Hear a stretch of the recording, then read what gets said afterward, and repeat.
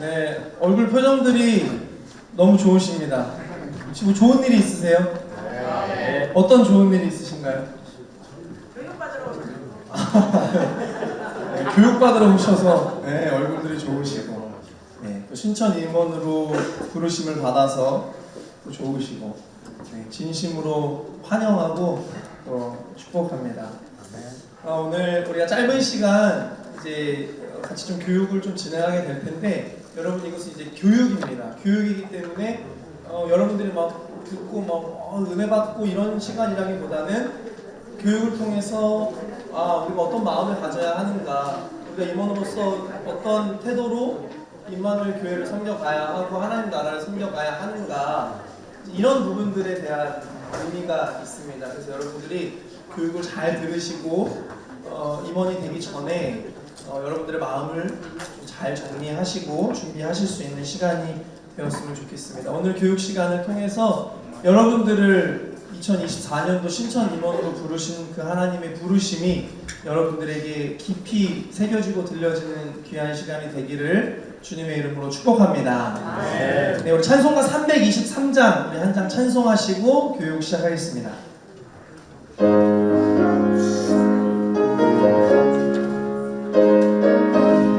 푸른 바다 나서니모, 푸른 바다 나서니모, 어디든지 가오리다. 괴로우나 즐거우나 주만 따라 가오리니, 어느 누가 막으리까. 죽음인들 막으리까. 어느 누가 막으리까. 죽음인들 막으리까. 아굴 골짝 빈들에도 복음 들고 가오리라. 소돔 같은 거리에도 사랑 안고 찾아가서 종의 몸에 지닌 것도 아낌없이 드리리라. 종의 몸에 지닌 것도 아낌없이 드리리라. 존귀 영광 모든 권세 주님 홀로 받으소서.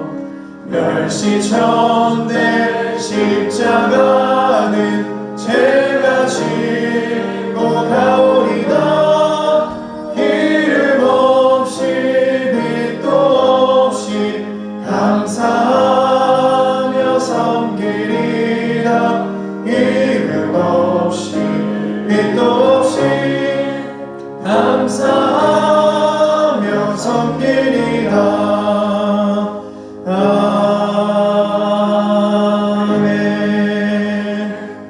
아멘. 제가 잠깐 기도하겠습니다.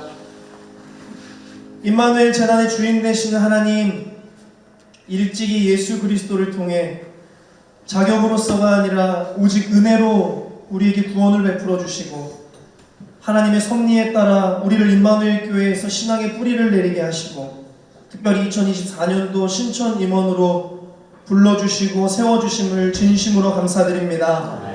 오늘 신천 임원 교육을 통해서 나를 임원으로 부르신 하나님의 부르심을 깨닫게 하여 주시고 부르심에 합당한 임원이 되어 하나님 앞에 부끄러움이 없이 잘했다 칭찬받는 충성된 임원들이 될 수 있도록 인도하여 주시옵소서. 이 시간 성령께서 함께하여 주시사 가르쳐 주시고 지도하여 주시고 깨닫게 하여 주셔서 우리가 알아야 할 바를 알게 하시고 우리가 품어야 할 마음을 알게 하시고 우리가 결단해야 할 마음들을 주님 우리에게 부어주셔서 건강한 마음과 영성으로 새해를 열어갈 수 있도록 주님 인도하여 주시옵소서. 이 모든 말씀 우리를 은혜 가운데 임원으로 세워주신 우리 주 예수 그리스도의 이름으로 축복하며 기도드리옵나이다. 아멘. 네, 감사합니다. 오늘 잘 오셨습니다. 왜냐면 오늘 부득이하게 못 오신 분들은 지금 영상 녹화를 하고 있는데 영상 녹화를 다 보고 그 다음에 시험을 보십니다. 시험 점수가 또 이수가 돼야 하는 그런 난관이 있는데 여러분들이 여기서 가만히 앉아서 졸다 가셔도 수료입니다. 네, 그러니까 너무너무 잘하셨습니다. 네. 오늘 신천 임원 교육은 여러분들이 이제 순서지를 다 받으셨겠지만 교회 임원의 책임, 그리고 교회 임원의 생활, 그리고 담임 목사님의 권면의 말씀으로 오늘 이 신천 임원 교육의 시간이 마무리가 됩니다. 저는 한 40분 정도 여러분들과 함께 이야기를 나눌 텐데 더 이상 뭐 다른 이야기하지 않고 바로 진행을 해보도록 하겠습니다. 저와 함께 하실 내용들은 이제 이런 내용입니다. 임원이란 무엇인가, 그리고 임원으로서의 예배의 책임, 그리고 전도의 책임, 봉사의 책임에 대해서 함께 이야기를 나눠보도록 하겠습니다. 여러분들이 가지고 계신 그 책자, 받으신 책자에 보면 있는 내용들인데 제가 제 나름대로 좀 간추리고 내용을 만들어서 여러분들과 함께 하게 됩니다. 여러분들 혹시 그 책을 꼭 나중에 집에 가서 읽어보시고 네, 어떻게 읽어보신 다음에 나중에 어떻게 시험을 한번 저희도 볼까요? 네, 안 보는 것으로 알겠습니다. 그러면 저희가 먼저 임원이란 무엇인가에 대해서 그 의미를 좀 살펴보도록 하겠습니다. 교회 임원이라고 하는 것은 우리 함께 교리와 장정에 나와 있는 내용을 읽어보도록 하겠습니다. 시작!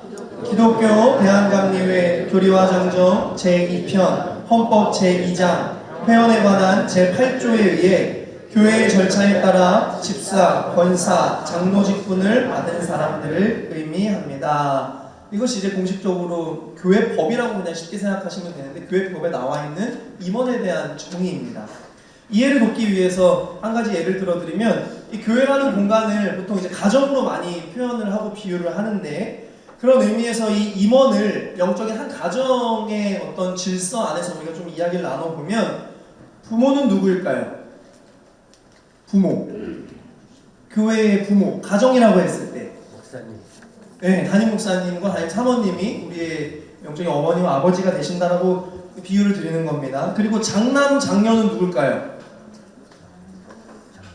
장이니까 장로님들. 그러면 차남, 차녀는 누굴까요? 차로 시작하니까 권사님들. 그렇죠? 그럼 삼남, 삼녀는 집사님들. 그냥 쉽게 비유로 하시면 이렇게 이해하시면 좋을 것 같습니다. 그리고 더 돌봄이 필요한 분들은 성도님들, 막내는 성도님들이라고 이해하시면 여러분들이 좀 이해가 쉬우실 것 같습니다. 여러분들도 이제 성도의 시기를 다 지나셨을 텐데 그 시기를 지날 때 또 이 집사의 시기를 지날 때 우리 임마누엘 교회 안에서의 많은 가족분들의 사랑과 기도와 섬김을 여러분들도 많이 받으셨습니다. 그래서 이제 여러분들이 조금 더 이 임마누엘 교회라는 이 가정 안에서의 책임감을 가지고 교회를 세워나가는 역할을 감당해 주셔야 하는 것이 바로 이 임원입니다. 즉 교회에서 우리가 임원이 된다고 하는 것은 그에 맞는 마땅한 책임을 우리가 받게 되었다라는 것을 이야기합니다. 사실 누리는 것보다는 우리가 어떠한 책임을 더 지게 되었다라는 것으로 여러분들이 이해를 해 주셔야 할 것 같습니다. 여러분 예수님께서 이 땅에서 보여주신 어떤 모습이셨습니까? 이런 모습이 있습니다. 우리 함께 합독해 보겠습니다. 마태복음 2장 20장 28절 시작. 인자가 온 것은 섬김을 받으려 함이 아니라 도리어 섬기려 하고 자기 목숨을 많은 사람의 대속물로 주려 함이니라. 아멘. 예수님이 오신 것은 이 땅에서 무언가를 누리기 위해서 오신 것이 아니었습니다. 책임을 지기 위해서 오셨습니다. 섬기기 위해서 오셨습니다.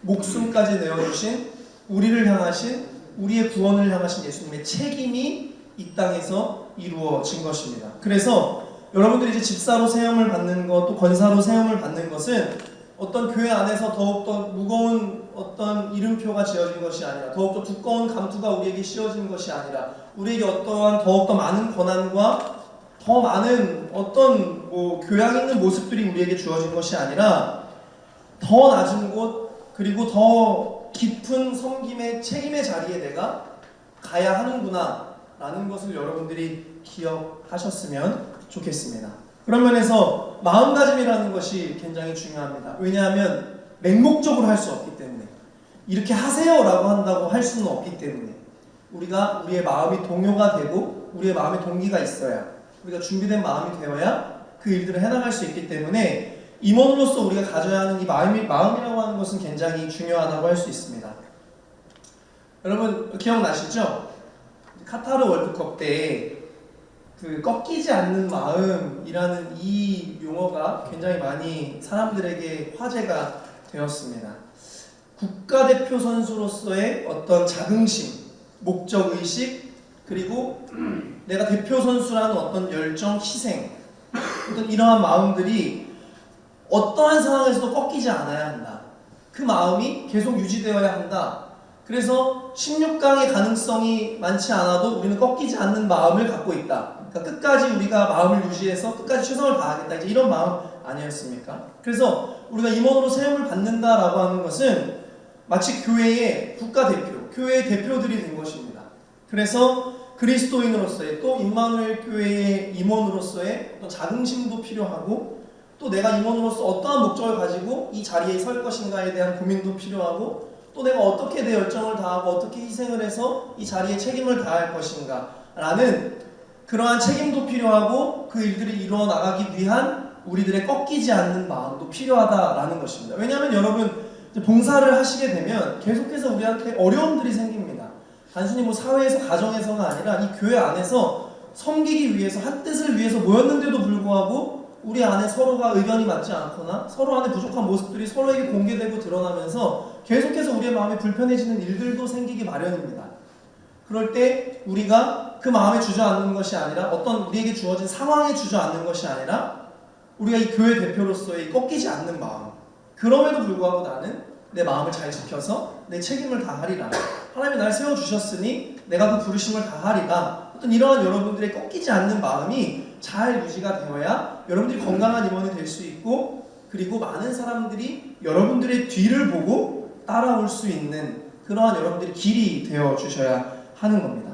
그래서 우리가 이 마음에 대해서 조금 더 이야기를 나눠보면, 첫 번째로 이 부르심의 확신을 여러분들이 붙들 수 있어야 합니다. 이 부르심의 확신이라고 하는 것은 구원을 얘기하는 것이 아니라, 여기서는 임원으로 나를 부르셨다라는 부르심의 확신인데, 혹시 담당 교구 목사님이 임원을 하라 그래서 하신 분 계신가요? 네, 안 계시고요. 그럼 전도사님이 하라 그래서 하신 분 계신가요? 어떻게 하시게 되셨죠? 뭐 다양한 이제 사연들이 이제 아마 있으실 텐데, 그 사연 때문에 여러분들이 하게 된 것이 아닙니다. 하나님이 여러분을 부르셨기 때문에, 그리고 여러분들이 그것에 순종하셨고, 여러분들이 그 책임을 다하기로 여러분들의 신앙의 결단을 하셨기 때문에, 하나님의 부르심의 확신이 여러분들에게 있기 때문에 여러분이 이 자리에 서게 된 것입니다. 우리가 믿는 것은 무엇이죠? 우리의 믿음은 하나님 실수가 없으시다. 그러니까 우리가 2024년도에 임원으로 서게 된 것은 실수가 없으신 하나님의 부르심이 이때에 나에게 있다. 그러니까 이때를 위한 하나님의 부르심이 있었다라는 겁니다. 그렇기 때문에 여러분들이 앞으로 이 부르심 안에서 이 부르심을 붙들고 해나가야 할 어떤 여러분들의 책임이 있는 것입니다. 두 번째 마음가짐은 내가 또 어떤 자격으로 서게 된 것이 아니라 정말 은혜로 서게 되었다라는 것을 여러분들이 기억하는 것이 굉장히 중요합니다. 사람은 참 연약해서 이거를 만약에 직분을, 내가 조금 더 높은 직분을 갖게 되었다, 어떠한 내가 직분을 갖게 되었다라는 마음으로 생각하게 되는 순간 우리의 마음이 삐뚤어지기 시작합니다. 그래서 의도치 않게 마치 내가 가진 이 직분이 어떤 교회 안에서의 어떤 영향력이나 어떠한 권력이 되는 경우들도 있습니다. 그러면 안 되지만 안타깝게도 그런 경우들이 있습니다. 여러분, 자격으로 우리가 섰다라고 하면, 물론 여러분들이 집사님, 권사님이 되시는 과정에는 교회의 행정적으로 여러분들에게 어떠한 자격이 주어져야 하는 것은 맞습니다. 그 자격을 넘어서야 되는 것은 맞습니다. 그러나 하나님의 관점으로 봤을 때, 우리가 임원이라는 직분을 감당할 때는 철저하게 하나님이 우리에게 은혜로 주셨다는 것을 기억할 수 있어야 합니다.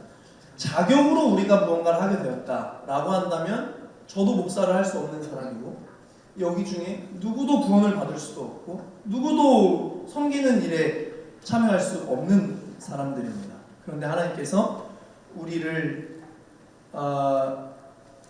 임원으로 은혜로 불러주셔서 우리가 섬길 수 있는 기회를 우리에게 베풀어 주신 것이죠.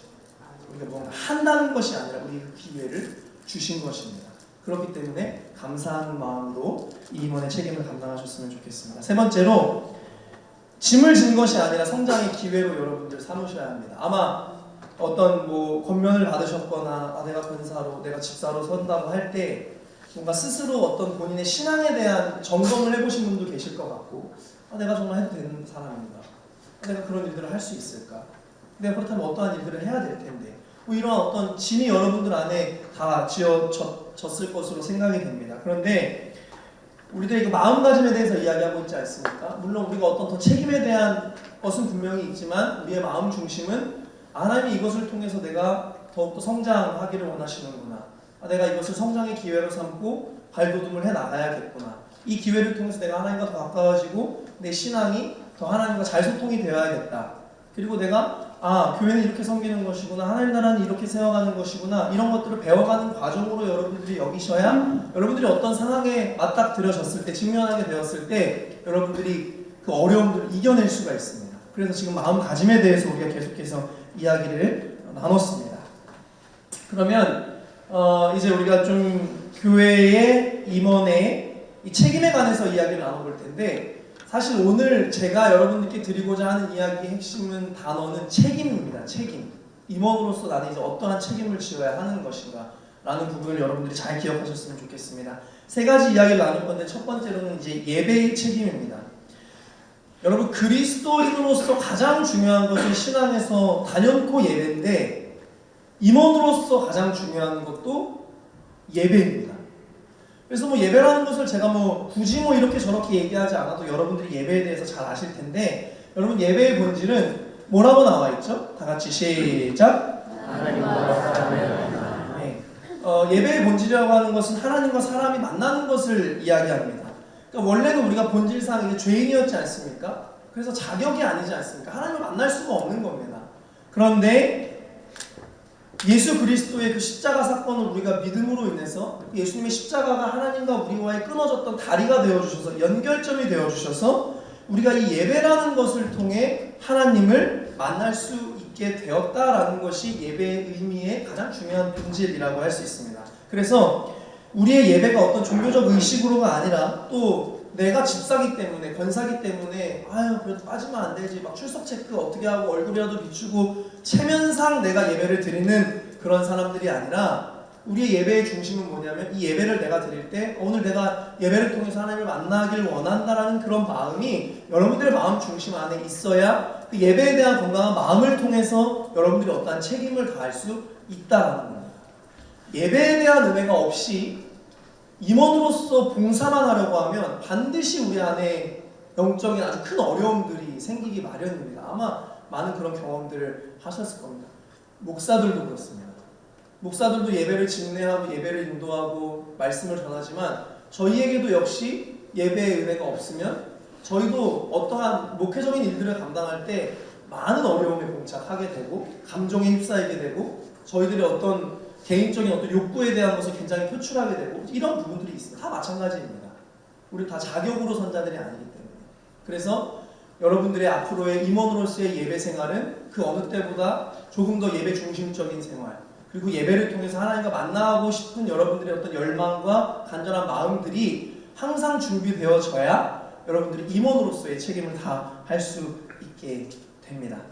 여러분, 사랑하는 사람도 만나서 손도 잡고 대화도 하고 스킨십도 하고 애정 표현도 하고 고민도 나누고 미소도 나누고 그래야 가까워지고 서로를 알게 되고 서로의 사랑을 잘 느끼는 것처럼 예배 안에서도 그러한 스킨십의 요소들이 많이 있습니다. 하나님과의 스킨십, 기도, 찬양, 그리고 헌금, 말씀, 결단, 이런 것들이 하나님과 계속해서 스킨십하는 어떠한 요소들입니다. 그래서 그 모든 것 하나를 다 놓치지 마시고 그 하나하나의 요소들에 정말 잘 집중해서 하나님과 계속해서 여러분들에게 주어진 만남을 갖는 것입니다.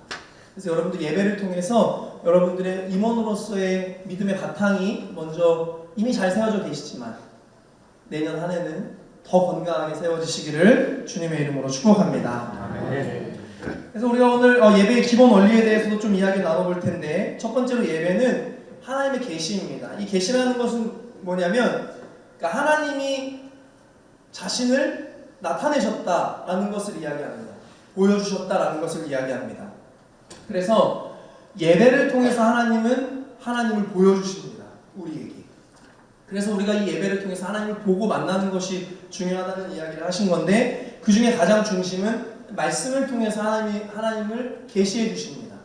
내가 누구인지, 내가 어떤 사람인지, 내가 그 하나님의 입장에서 나의 마음이 어떤지, 여러분을 향한 나의 의도가 어떤지를 말씀을 통해서 계시해 주십니다. 그래서 담임 목사님을 통해서 선포되어지는 하나님의 말씀이 여러분들 안에 들려지고 여러분들 안에 감동이 되고 결단이 되어야 예배를 통해 하나님의 계시하심을, 하나님 보여주시는 것을 여러분들이 만나는 것입니다. 그래서 말씀 앞에 늘 집중하고 담임 목사님께서 하시는 말씀들이 하나님께서 나에게 하나님 자신을 보여주시는 거구나 라는 그 마음을 꼭 기억하고 말씀에 잘 귀 기울여서 늘 결단을 잘 해내시고 실천해내시는 여러분들이 되셨으면 좋겠습니다. 두 번째로 예배는 성령의 활동이라고 우리가 이야기를 합니다. 우리가 예배를 드린다 이제 이런 표현을 많이 하는데, 예배를 드린다라고 하는 것은 성령님의 도우심, 인도하심을 통해서 가능한 것이 예배를 드리는 것입니다. 성령님의 도우심이 없이는 우리가 그냥 멍하니 앉아서는 하나님의 계시를 느낄 수도 없고 말씀을 깨달을 수도 없고 예배 안에 집중을 할 수도 없게 됩니다. 그래서 예배를 통해서 여러분들이 마음을 준비해서 성령님이 우리의 예배 가운데 또 내 마음 가운데 활동하시도록 여러분들이 마음을 잘 준비해서 성령님의 도우심을 의지해서 이 예배에 나아갈 수 있어야 합니다. 그래서 여러분 너무 기본적인 거지만 교육이니까 늘 예배당에 와서 급하게 오지 마시고 미리 오셔서 예배를 준비하시는 임원들이 되시고 기도하시면서 하나님, 난 여전히 하나님을 만날 수 없는 상태로 왔지만 성령님이 이 시간 나의 마음을 깨끗게 해주시고 나의 연약함을 도우셔서 이 예배를 통해서 내가 주님을 만날 수 있게 해주십시오. 나의 임원으로서의 마음이 꺾이지 않도록 그 마음 중심을 잘 지킬 수 있도록 주님 예배를 통해서 만나주십시오. 이러한 준비 과정이 여러분들에게 잘 이루어지고 건강한 예배 생활이 되셨으면 좋겠습니다. 세 번째는 공동체 행위입니다. 이제 여러분들도 느끼시겠지만 기독교라는 이 종교가 트렌드들이 많이 바뀌어가고 계속해서 바뀌어갈 것입니다. 어떤 교회라고 계속해서 무언가를 고집할 수가 없는 게 다 사회에서 생활을 하고 일주일 동안 살다가 교회로 모이기 때문에 사회적인 영향을 교회가 받지 않을 수가 없습니다. 그 얘기는 무슨 얘기냐면 우리가 살아가는 삶의 어떤 트렌드들이 교회에 영향을 미치게 된다라는 이야기입니다. 여러분도 아시겠지만 옛날에는 이 교회라는 공간이 굉장히 공동체 중심으로 움직였습니다. 모든 활동이 다 공동체였습니다. 어떠한 모임들에도 전투적으로 가고 악착같이 가고 필사적으로 가고 그 공동체 안에서 나의 신앙을 확인하고 그 공동체 안에서 나의 정체성을 확인하는 그것이 한국의 어떤 이 민족의 문화였습니다. 그런데 이제 우리가 여러 가지에 많이 노출이 되고 하다 보면서 점점 세대가 개인주의적인 신앙으로 이제 변화되는 과정에 이제 우리가 지금 놓여 있습니다. 그러다 보니까 많은 사람들의 기독교적인 신앙생활이 어떻게 변하기 시작했냐면 내가 굳이 꼭 그렇게 하지 않아도 내가 신앙생활을 잘하면 된다. 내가 하나님을 잘 믿으면 된다. 내 신앙만 잘 지키면 나의 믿음은 문제가 없는 것이다 라는 생각으로 우리의 생각들이 변화되기 시작했습니다. 그래서 교회 안에 모임들이 축소되기 시작하고 모이는 게 어려워지기 시작하고 이런 일들이 우리 교회도 마찬가지로 계속해서 일어나고 있는 것입니다. 근데 이것은 누구의 잘못이라기보다는 우리가 어떤 사회에서 살아가면서 그런 환경들이 교회에 노출되다 보니까 우리가 자연스럽게 그런 부분들이 우리 안에서도 일어나게 된 것입니다. 그런데 내 신앙만 잘 지키면 된다라고 하는 생각은, 내 믿음만 온전하면 된다라고 하는 생각은 공동체를 떼어놓고는 절대로 건강할 수가 없습니다. 왜냐하면 성경의 모든 이야기는 공동체를 이야기하고 있습니다. 개인의 신앙 성장을 통해서 공동체가 이루어져야 하는 것이 성경의 이야기입니다. 성경의 주제가 무엇이죠? 하나님의 나라, 나라는 공동체입니다. 그렇기 때문에 나 혼자 신앙생활을 해나가고 지켜나가면 된다는 것은 성경과는 위배되는 신앙생활이고, 더욱이 임원이라면 그것은 절대 우리 안에 있어서는 안 되는 마음입니다. 우리는 임원이기 때문에 이 교회 안에서의 가정을 만들어내고 하나님 나라를 만들어내는 책임을 맡은 자들이기 때문에 우리는 공동체 생활에 여러분들이 도전하고 참여하고 이런 과정들이 여러분들 안에 필요합니다. 그래서 교회 안에는 교구라는 공동체가 존재하는 것이고, 속회, 선교회, 그 외에 다양한 공동체들이 존재하는 겁니다. 왜냐하면 그 공동체를 통해서 우리가 신앙이 성장할 수 있기 때문에 그렇습니다. 공동체적 신앙이 신앙의 가장 큰 레벨로 따지면 가장 높은 레벨의 신앙입니다. 그래서 여러분들 이제 임원이 되셨으니까, 뭐 이셨고 앞으로도 여러분들 마음을 다시 하셔서 내가 공동체를 위해서 공동체를 세워가는 일에 더 열심을 다해야 되는구나라는 것을 여러분 꼭 기억하셨으면 좋겠습니다. 네 번째는 예배는 교회가 예수의 몸이라는 것을 이제 증거하는 것입니다. 예배를 통해서 우리는 성장을 하게 됩니다. 그리고 성장을 해야 합니다. 성장을 하게 되는 게 아니라 성장을 해야 합니다. 성장을 하지 않으면 우리 안에 어떤 문제가 생긴 것입니다. 그런데 이 예배라고 하는 것은 우리가 하나님과 계속해서 만나게 되는 것이고, 만나게 된다는 것은 우리가 영적으로 성장하게 되는 것을 이야기합니다. 그래서 우리는 반드시 성장하고 있는지를 예배를 통해서, 자신의 마음을 통해서 확인할 수 있어야 합니다. 그리고 성장의 이유가 무엇인지 아십니까? 교회가 왜 우리를 성장시키려고 하는가? 우리가 성장의 증거자가 되어야 하기 때문에 그렇습니다. 세상에서. 그래서 결국 예배라는 것은 우리의 성장을 세상에서 증거하면서 사람들에게 예수의 모습을 보여줘야 하는 것이 예배의 목적입니다. 그렇기 때문에 예배는 절대 여러분들의 신앙의 정체가 있으면 안 되는 것입니다. 정리하면 교회의 본질은 곧 예배가 되고, 선교의 목적도 예배가 되고, 선교를 위한 준비도 예배입니다. 그렇기 때문에 우리 안에 예배를 향한 아주 소중한 마음, 그러니까 예배는 우리가 어떻게든 지켜내야겠다고 하는 그 필사적인 마음들이 우리에 있어야 하는 것입니다. 그래서 만약에 여러분들 예배가 여러분들의 인생의 주변부에 위치해 있었다면, 여러분들이 어떤 선택사항으로 되어 있었다면, 이제는 여러분들의 인생의 가장 중심부에, 여러분들의 인생의 가장 우선되는 첫 번째의 기둥으로 여러분들이 예배는 절대 움직일 수 없다. 내 인생에서 예배는 이걸 제외하고 다른 건 움직일 수 있지만 내 인생에서 이제 예배는 움직일 수 없다라는 어떤 예배에 대한 중심을 여러분들이 잘 가지고 신앙생활을 하실 수 있었으면 좋겠습니다. 사랑하는 이제 신천 임원 여러분, 예배의 책임을 다하시는 여러분들이 되시기를, 그리고 예배 안에서 하나님이 주시는 그 만남의 은혜를 누리시기를 주님의 이름으로 축복합니다. 네. 옆 사람 손 한번 잡아볼까요?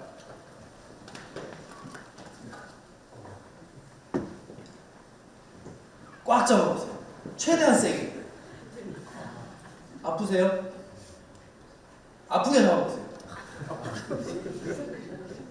놓으셔도 됩니다. 네. 잠케시라고. 조시는 분은 없었는데, 혹시 이제 슬슬 이제 또 어려움이 찾아올 때라서 말씀드렸습니다. 두 번째는 전도의 책임입니다. 여러분 우리가 다 알지만 교회의 존재 목적이 무엇입니까? 교회의 존재 목적. 의미로 따지면 이 땅을 하나님 나라로 변화시키는 데 있습니다. 구원을 통해서 세상을 변화시키는 게 이제 교회의 목적입니다. 그래서 교회의 사명은 뭐냐면, 모든 그리스도인들의 사명은 복음을 전파하는 것입니다. 왜냐하면 복음을 전파하고 그 교회 안에 이 공동체에서 다시 우리가 세상으로 나아가고 이런 유기적인 관계들이 계속 이루어져야 하기 때문에 결국 교회의 존재 목적은 복음을 전파하는 것이라고 할 수 있습니다. 자, 그러면 전도란 무엇인가? 우리 마가복음 1장 38절에서 39절 말씀을 함께 합독하겠습니다. 시작! 이르시되 우리가 다른 가까운 마을로 가자. 거기서도 전도하리니 내가 이를 위하여 왔노라 하시고. 아멘. 여러분, 예수님이 이 땅에 오신 목적이 뭐라고 기록되어 있냐면 전도라고 이야기합니다. 내가 이를 위해서 왔다라고 이야기를 합니다. 물론 그 이면에 수많은 이야기들이 있지만 예수님 분명하게 말씀하신 이 땅으로 오신 목적은 무엇이냐면 전도입니다. 복음을 전하는 것입니다. 왜냐하면 복음을 전해야 복음을 들을 수 있고, 복음을 들을 수 있어야 그 사람들이 교회 안으로 올 수 있고, 교회 안으로 와야 신앙의 성장을 할 수 있고, 성장을 해야 그 사람이 다시 전도자가 될 수 있기 때문에. 그래서 교회는 사실 전도가 없을 수 없는 곳이 교회입니다. 그래서 우리의 책임 중에 가장 큰 책임은 사실 전도를 빼놓고는 이야기할 수가 없는 것입니다. 사도 바울은 이렇게 이야기를 했습니다. 내가 복음을 전할지라도 자랑할 것이 없으면 내가 부득불할 일입니다. 만약 복음을 전하지 않으면 내가 화가 있을 것입니다. 그러니까 사도 바울은 자신의 인생의 목표, 자신의 인생의 삶의 방향, 이 모든 것이 그냥 전도였습니다. 그것이 내가 자랑할 일도 아니고, 내가 뭐 한두 명 전도했다 그래서 내가 그래도 전도 한 명 했어, 뭐 이런 것도 아닙니다. 그냥 계속해서 전도하는 겁니다. 여러분 아시는 것처럼 사도 바울은 수십 번 죽을 뻔했지 않습니까? 근데 자신은 그것을 자랑할 것도 아니고, 자신은 그것이 뭐 자신의 어떤 의도 아니고, 그런 어려움을 겪었지만, 전도함으로 어려움을 겪었지만 사도 바울은 다시 전도의 자리에 갔습니다. 왜냐하면 하나님의 부르심이라고 하는 것은 분명하게 복음을 전하는 것에 있기 때문에. 모태신앙이신 분들 계십니까 혹시? 모태신앙이다. 네. 좀 더 있으신데 안 드시는 거죠? 네. 상처받았습니다. 네, 아무튼 모태신앙인 분들이 많이 계시죠. 저도 모태신앙인데, 모태신앙이신 분들이 가장 많이 하는 생각이 나는 누구에게 전도를 받았나 라는 거거든요. 여러분 누구에게 전도를 받았습니까? 부모님에게 전도를 받았습니다. 세상에 전도를 받지 않은 사람은 없습니다. 복음을 전하는 것, 우리 모두에게 가장 중요한 일입니다. 가장 하기 싫지만, 가장 어렵지만, 해야 되는 건 알지만 잘 안 하게 되지만 분명한 것은 성경은, 그리고 교회의 존재 목적은 전도에 있습니다.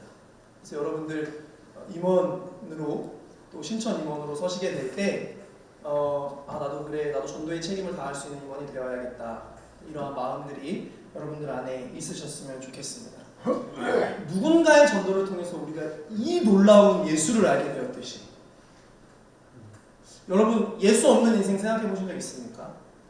가끔 그런 생각 드시지 않으시나요? 나 예수 안 믿었는데 어떻게 살았을까? 뭐 이런 생각 문득 드실 때 있지 않습니까?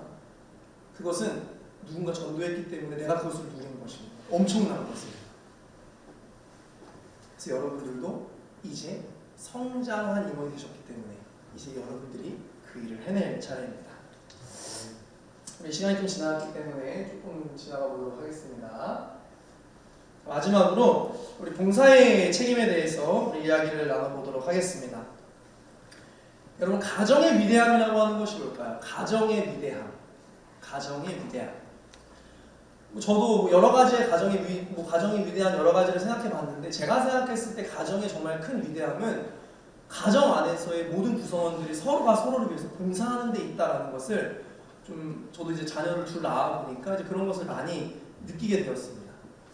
가정이라는 것은 서로 계속 봉사합니다. 서로의 어떤 상황을 외면하지 않습니다. 모른 척하지 않습니다. 서로가 서로를 절대적으로 바라보면서 계속해서 봉사하는 공동체가 바로 가정입니다. 가정 안에 봉사가 없다면 여러분 어떻게 됩니까? 가정 안에서 서로를 향한 봉사가 없으면 가정은 안타깝지만 파괴되고 맙니다. 그런데 이 모든 봉사가 무엇을 기반으로 이루어집니까? 잘 아시는 거? 사랑으로 그 봉사가 이루어지기 시작합니다. 그런데 이 사랑은 무슨 사랑이냐면 서로에게 대가를 굳이 바라지 않습니다. 내가 이만큼 했으니까 너도 이만큼 해야지, 이렇게 생각하지 않습니다. 그냥 내가 필요한 이 가정에서 내가 필요한 나의 역할과 나의 책임에 대해서 내가 계속해서 봉사합니다. 사랑하기 때문에. 그것이 이제 가족이 위대한 이유라고 저는 생각을 하게 되었습니다. 이 교회 안에서의 임원이라고 하는 것도 마찬가지입니다. 우리가 봉사를 받았습니다. 누구에게 받았습니까? 예수님께 봉사를 받았습니다. 목숨까지 내어주신 그 너무 믿을 수 없는 봉사를 우리가 받았습니다. 대가를 바라셨던 것이 아니셨습니다. 예수님은 예수님의 가족 공동체로서의 아버지로서의 그 봉사의 역할을 다해 주셨습니다. 그래서 우리도 그것을 통해서 구원이라는 정말 믿을 수 없는 은혜를 누리게 됐고, 이제 우리가 임원으로 서게 되면서 교회 안에서의 수많은 성도님들의 봉사를 우리가 누리고, 여러분 어떤 사람이 이렇게 생각합니다. 교회에 와서 그냥 예배만 드립니다. 그러면 이 사람 생각에는 이게 있습니다. 나는 굳이 누구에게 봉사를 받지 않았습니다. 왜냐면 나는 그냥 와서 예배만 드렸습니다. 여러분들 그렇지 않습니다. 예배라는 것이 한번 드려지기 위해서는 우리 임마누엘 교회를 예를 들면 일주일에 약 50명 이상의 봉사자들이, 50명도 넘겠죠. 이 예배를 구성하는 것만으로도 거의 100명에 가까운 인원들이 이 예배를 위해서 한 주 동안 봉사하며 예배를 준비합니다. 그 봉사의 결과물로 예배가 드려지는 것인데, 나 그냥 예배 드리러 왔으니까 난 봉사를 받지 않았습니다. 그렇지 않습니다. 그런데 거기에 우리가 어떤 공동체에 들어가서 섬김을 받았다면 우리는 더 큰 봉사를 받는 겁니다. 교회가 서로 봉사하지 않으면 교회 공동체도 무너집니다. 베드로전서는 이렇게 기록을 하고 있습니다. 네. 다 같이 한번 읽어보겠습니다. 시작. 각각 은사를 받은 대로 하나님의 여러 가지 은혜를 맡은 선한 청지기 같이 서로 봉사하라. 아멘. 임원이라는 것은 봉사하는 것입니다. 그리스도인이라는 것은 봉사하는 것입니다. 세상에도 봉사하지만 교회 안에서도 봉사하는 것입니다. 여러분들의 은사대로, 여러분들의 마음의 중심대로 봉사하는 것입니다. 그 봉사가 있어야 임마누엘 교회의 미래가 있고, 교회가 계속해서 임원을 세워가고, 하나님이 계속해서 임마누엘 교회를 위해서 부르시는 것은 교회가 계속해서 건강한 봉사를 통해서 세상에 어떠한 일들을 하기 위해서입니다. 청지기라는 말을 우리가 많이 씁니다. 청지기는 뭐냐면 맡아서 관리하는 사람이라는 의미를 가지고 있습니다. 역시 책임을 이야기합니다. 그래서 청지기의 마음과 어떤 태도가 필요한데, 봉사라는 것을 정의할 때 칼바르트라는 신학자는 이렇게 얘기했습니다. 자기의 목적이나 계획이 있음에도 불구하고 타인의 필요와 의도와 지시에 따라 행동하는 것. 봉사라는 것은 나 중심적인 생활을 이제 벗어 던지는 겁니다. 예수님이 우리에게 보여주신 봉사의 모습은 예수님 스스로의 생활을 벗어 던지고 우리의 영혼 구원을 위해서 자신의 어떠한 욕구가 있었음에도 불구하고 그것을 벗어 던지고 봉사하셨던 것처럼, 타인의 필요와 의도와 지시에 따라 하나님께서 우리에게 맡겨주신 사명과 청지기적 사명에 따라 우리의 삶을 내어 던질 줄 아는 마음을 가지고 봉사하는 것입니다. 행동하는 것입니다. 예수께서 보여주신 모습. 여러분, 어린아이는 자기의 필요를 요구합니다. 계속 요구합니다. 그런데 성장한 사람은 내가 필요한 곳을 찾아가기 시작합니다. 저희 집도 애가 둘 있는데 애들이 계속 요구합니다. 저도 요구하겠습니까? 저는 성장했기 때문에 저는 필요한 곳을 찾아갑니다. 퇴근을 하고 가면 아내가 젊은이 말로 쩔어 있습니다. 녹초가 되어 있습니다. 저도 이미 녹초가 되어 있지만 저는 제가 성장한 사람이기 때문에 제가 이 가정 안에서 해야 될 봉사를 시작합니다. 교회도 마찬가지입니다.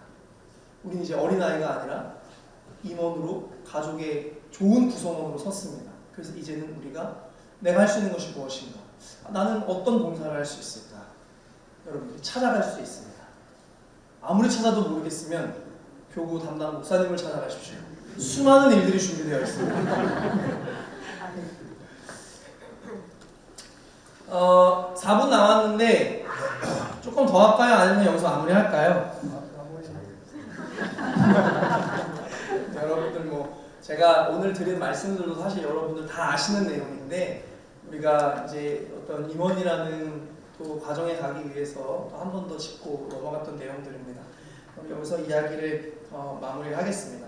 여러분, 이 봉사의 원리 중에 자발적 원리는 우리가 뭔가 시켜서 하기보다는 내가 찾아서 뭔가 내가 할 일들을 해 나간다. 근데 그것이 꼭 어떤 교회에 어떤 일이 아닐 수 있습니다. 예를 들어서 뭐 주차 봉사나 교사나 뭐 교구 지도자나 이런 게 아니라 여러분들 속해 있는 사람들을 섬기고 그게 가장 중요하거든요. 교회는. 그래서 여러분들이 할 수 있는 일은 매 순간 있습니다. 그래서 여러분들이 그런 역할을 잘 담당해 주셨으면 좋겠고, 성경에는 이 미랄이라는 원리가 있습니다. 한 알의 미랄이 땅에 떨어져서 심겨지고 썩어집니다. 예수님을 이야기하는 건데, 안타깝게도 우리가 분림하면서 잘 됐으면 좋겠는데, 성경적 원리는, 교회의 원리는, 영적인 원리는 우리가 썩어지고 봉사할 수 있어야 열매가 맺어지는 원리입니다. 그리고 영광을 누가 받으십니까? 하나님이 받으십니다. 그리고 하나님이 그것을 여러분들에게 30배, 60배, 100배의 은혜로 갚아주십니다. 그렇지 않아도 우리는 그것을 할 수 있습니다. 왜냐하면 우리는 믿을 수 없는 부분을 받았으니까. 그렇지만 우리가 썩어지기를 결심하고 미랄이 되기를 결심하는 마음을 가지고 있으면 여러분들을 통해서 하나님이 하실 일들이 무궁무진하고 임마누엘 교회가 맺을 열매들이 너무나 많이 있습니다. 여러분들이 자랑스러운 임원들이 되셔서 여러분들을 통해서 임마누엘 교회 안에, 하나님 나라 안에 많은 열매들이 맺어지기를 주님의 이름으로 축복합니다. 3대 책임, 예배의 책임, 전도의 책임, 봉사의 책임. 핵심이 무엇이었습니까? 책임입니다. 책임을 자꾸 이야기하는 것은 제가 막 강조하는 것이 아니라 여러분들이 이제 그럴 만한 성장에 이르렀다라는 것을 이야기합니다. 여러분, 마지막으로 제가 그림 하나를 보여드리면, 여러분 이것이 그물인데 그물이 아무리 촘촘해도 엄청나게 큰 그물이 아무리 촘촘해도 그 그물의 한 부분이 찢어지면 어떻게 됩니까? 고기들이 다 빠져나갑니다. 여러분이 이 임마누엘 교회 안에 그물들입니다. 작은 그물들입니다. 여러분들이 서로 봉사로 엮이고 믿음으로 엮이고 섬김으로 엮여져 있고 겸손으로 엮여져 있는 그물들입니다. 내가 이 그물이라는 책임을 다하지 않고 내가 가진 이 책임의 그물이 찢어지면 임마누엘 교회에 맺어질 열매들이 다 어딘가로 흘러나갑니다.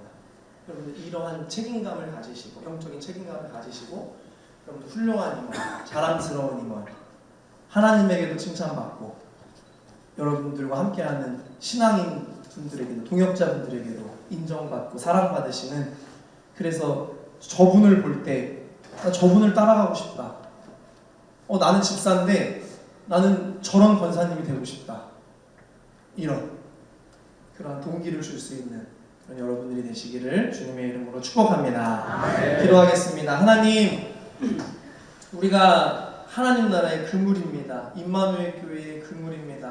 우리는 이제 어린아이가 아니라 성장한 하나님의 사람입니다. 이제 우리가 부르심의 은혜를 입었으니 책임, 우리가 무언가를 해내는 것이 아니라 우리가 그 은혜를 통하여 섬기는 기회를 얻었사오니 우리가 주어진 모든 일들에 감사하며 겸손하며 은혜로 여기며 더욱더 섬길 줄 알며 더욱더 낮아질 줄 알며 더욱더 미소 지을 줄 알며 더욱더 살필 줄 알며 더욱더 나보다 남을 닿게 여길 줄 아는 그 임원의 믿음으로 임마누엘 교회 이 아름다운 가정을 아름답게 세워나갈 수 있는 우리 2024년도 신천 임원들이 될 수 있도록 주님 축복하여 주시옵소서. 이들이 감당할 수 있는 믿음과 은혜를 베풀어 주시고 주변의 상황들을 만들어 주시고 그리 아니하실지라도 우리가 해낼 수 있는 믿음의 역량을 주님 우리들에게 허락하여 주시옵소서. 앞으로도 우리들이 계속되어져는 교육의 과정과 임원으로 되어져 가는 모든 과정 가운데 하나님께서 우리를 좋은 임원으로 세워주실 줄 믿으며 우리 임마누엘 교회의 주인 되시는, 그리고 우리를 임원의 영광스러운 자리로 불러주시고 세워주신 우리 주 예수 그리스도의 이름으로 감사하며 축복하며 간절히 기도드리옵나이다. 아멘. 우리 하나님께 영광의 박수를 올려드리겠습니다. 할렐루야. 네, 반갑습니다. 저는 이두희 목사라고 합니다. 네, 우리 전후 좌우에 계신 분들 한번 인사 이렇게 했으면 좋겠습니다. 임원 되신 것을 축하드립니다. 교회 임원으로서 신앙생활에 더 열심을 내겠습니다. 결단하시겠습니다. 자, 해보시죠. 옆에 분들하고. 교회 임원으로서 신앙생활에 더 열심을 내겠습니다. 여기 써놨어요. 제가 잊어버리실까봐 여기 써놨어요. 우리 교회 이제 임원으로서 열심을 내시는 우리 성도님, 집사님들 되시기를 축복합니다. 네, 지금부터 2023년 신천 임원교육 두 번째 시간을 이제 시작하기 전에 잠시 몸 좀 풀고 가겠습니다. 초성 퀴즈라고 아시나요? 네, 초성 퀴즈를 준비했는데, 네, 한번 아시는 분 손 들어보시겠습니까? 네, 이창섭 씨. 네? 예? 어떻게 아셨어요? 아, 임마누엘 연습 게임이었습니다. 쉽잖아요, 그죠? 쉽기 때문에. 자, 잠깐만요. 네, 두 번째. 아시는 분 손 들어주세요. 네, 집사님. 신천임원 정답입니다. 선물은 새콤달콤 추억의 캔디입니다. 자, 세 번째 문제 주세요. 자, 아시는 분.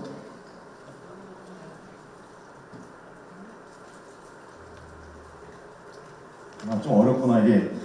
첫 번째 글자 힌트를 드리겠습니다. 지. 욕 아닙니다. 네. 네? 지뢰찾기. 지뢰찾기. 정답. 대단하십니다. 와, 진짜 대단하십니다. 자, 하나 더 보여주시죠. 진짜 어렵습니다. 5글자. 힌트를 드리자면 제가 이거 끝나고 집에 가서 먹을 겁니다. 네! 불닭볶음면! 제가 이렇게 뚱뚱해진 이유는 불닭볶음면. 네.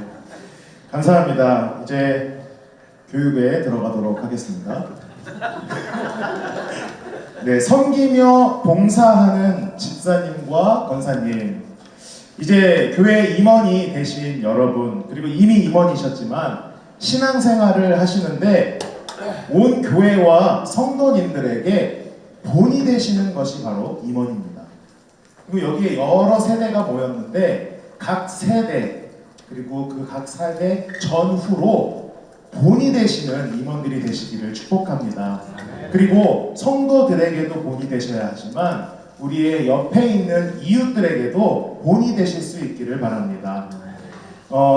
세 가지의 모범을 좀 보여주셔야 되는데, 첫 번째는 개인 생활입니다.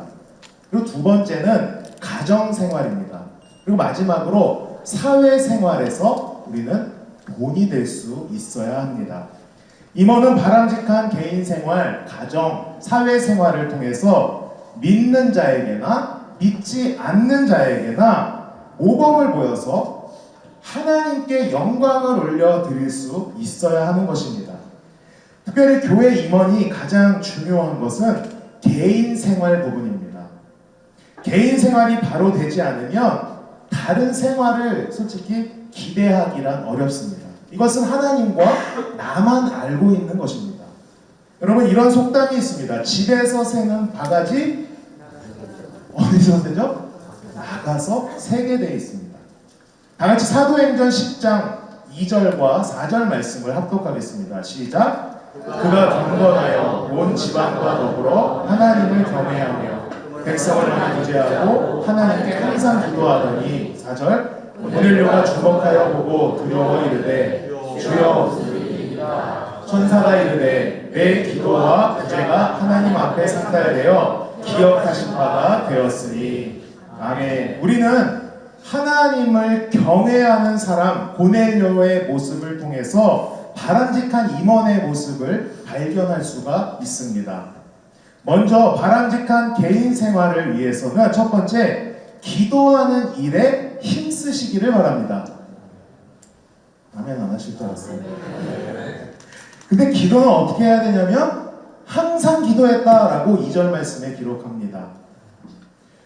그가 경건하여 온 집안이 하나님을 경외하고 백성을 많이 구제하는데 하나님께 항상 기도했다라고 말합니다. 누가요? 고넬료가요. 자, 사도 바울은 이런 얘기를 했습니다. 쉬지 말고 항상 범사에 감사합니다. 네, 잘하시네요. 바람직한 개인 생활을 위해서 기도하는 일, 그리고 항상 말씀을 읽고 듣고 연구하셔야 합니다. 세 번째는 복음을 전하는 일에 최선을 다하셔야 합니다. 기도란 무엇이냐? 하나님과의 영적인 교제, 사귐, 이것을 우리가 유대감을 갖는다라고 말할 수 있겠습니다.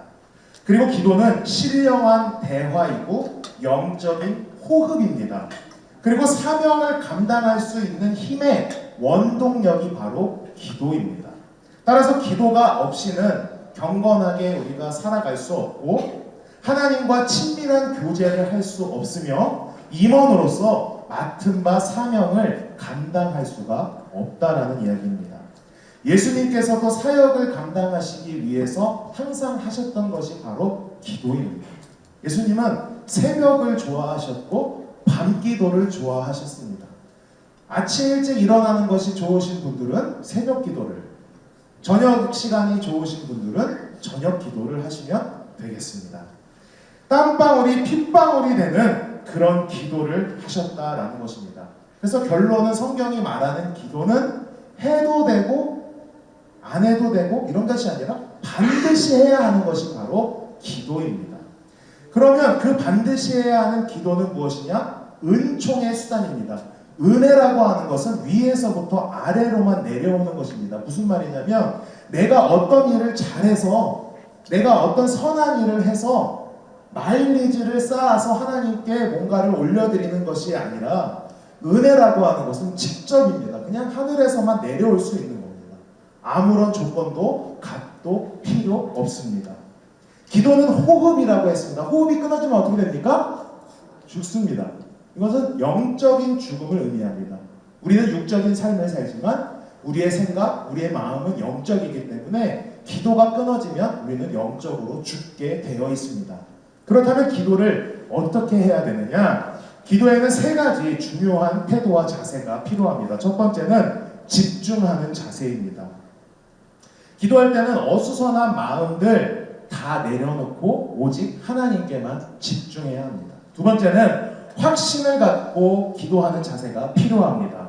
하나님은 전지전능하시기 때문에 우리가 어떤 문제가 있고 내가 어떤 아픔이 있고 그런 것들을 반드시 응답해 주시고 더 좋은 길로 인도해 주실 것이라고 하는 확신을 가지고 기도할 수 있어야 합니다. 마지막 세 번째는 끈기 있는 태도가 필요합니다. 기도를 하는데 이만큼 기도하면 되겠지는 누구 생각입니까? 내 생각입니다. 하나님의 뜻과 때는 언제일지 모르기 때문에 계속해서 끈기 있게 기도하시기를 축복합니다. 기도는 어떻게 해야 되느냐? 사실 정해진 형식은 없습니다. 그런데 예수님께서 우리에게 어떻게 기도해라라고 가르쳐 주신 부분이 있습니다. 마태복음 6장 9절에서 13절 말씀을 합독하시겠습니다. 너희는 이렇게 기도하라. 하늘에 계신 우리 아버지여, 이름이 거룩히 여김을 받으시오며 나라가 임하시오며 오늘 우리에게 일용할 양식을 주시옵고 우리가 우리에게 죄 지은 자를 사하여 준 것 같이 우리 죄를 사하여 주시옵고 우리를 시험에 들게 하지 마시옵고 다만 악에서 구하시옵소서.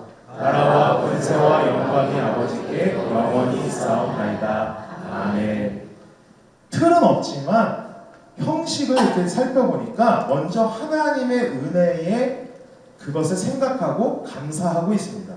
그리고 예수 그리스도가 나의 구세주, 주인 되심을 고백하며 찬양하고 있고 과거의 죄와 실수를 자백, 고백하면서 회개하는 기도를 드립니다. 그리고 가족, 친구, 교회, 국가, 세계를 위해서 대신해서 도고 기도를 합니다. 그리고 마지막으로 어떻게 마무리하냐면 예수님의 이름으로 기도합니다. 아멘. 이렇게 기도의 형식을 갖출 수가 있겠습니다. 저희는 이 기도를 바탕으로 하나님께 감사, 찬양, 회개, 간구, 도고를 할 수 있어야 하는 것입니다. 그래서 하나님과 영적인 대화, 호흡하는 것입니다. 여러분, 여기서 제가 도고라고 하는 부분에 잠깐 설명을 드리려고 합니다. 도고라고 하는 것은 돕는 기도로서 서로를 위해서 기도하는 것이 바로 도고입니다. 다른 교회에서는 우리가 남을 위해서 기도할 때 나를 위해서 좀 중보 좀 해줘, 중보 기도할게요, 이렇게 하는데 저희 임마누엘 교회에서는 도고 기도라는 말을 사용합니다. 절대 중보 기도라는 말을 사용하지 않습니다. 그것은 디모데전서 2장 1절과 5절을 바탕으로 하는데 2장 1절 말씀을 보면 이렇게 기록합니다. 합독하겠습니다. 시작. 그러므로 내가 첫째로 권하노니 모든 사람을 위하여 간구와 기도와 도고와 감사를 하되, 다른 건 저희가 다 알겠는데 도고라고 하는 단어가 있습니다. 도와서 기도한다는 겁니다.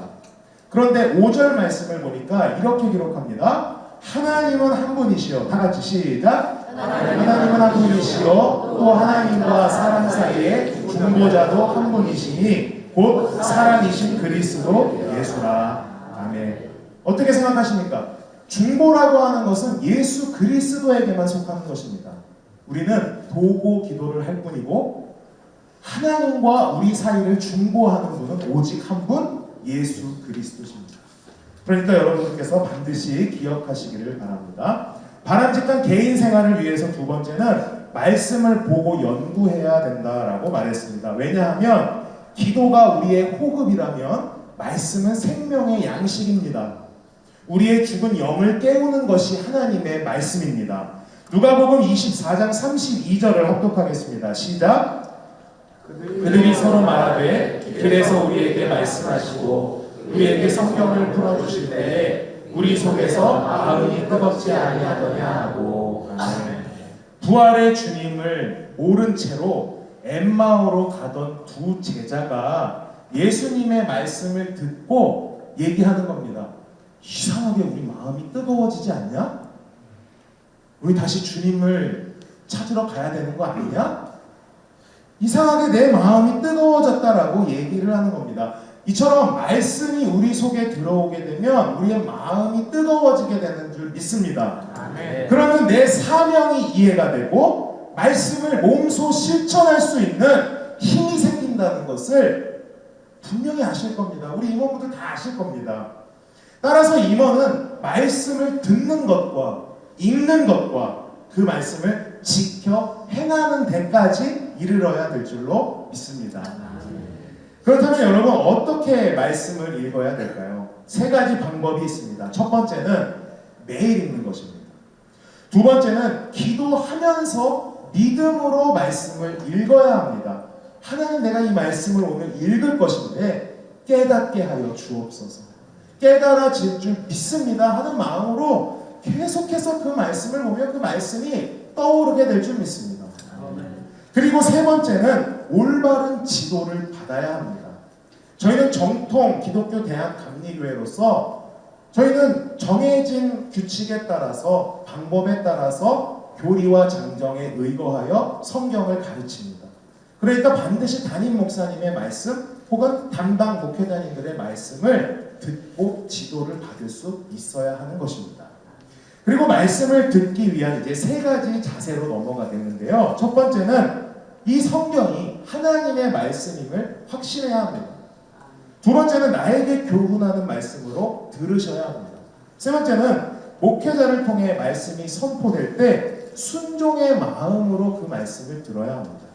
사람의 이야기를 하는 목사님들도 분명 있습니다. 그러나 이것이 내가 하나님의 말씀을 읽고 적용하는 것이라는 것을 우리가 분별할 수 있습니다. 맞습니까? 그렇기 때문에 그 말씀이 분별이 되신다고 하면 순종할 수 있기를 축복합니다. 순종이라고 하는 것을 한번 네 글자로 표현해 주실 수 있는 분 있으십니까? 순종. 순종이란 네 글자. 한번 저를 따라해 주십시오. 자기 포기. 주권 포기. 이게 순종입니다.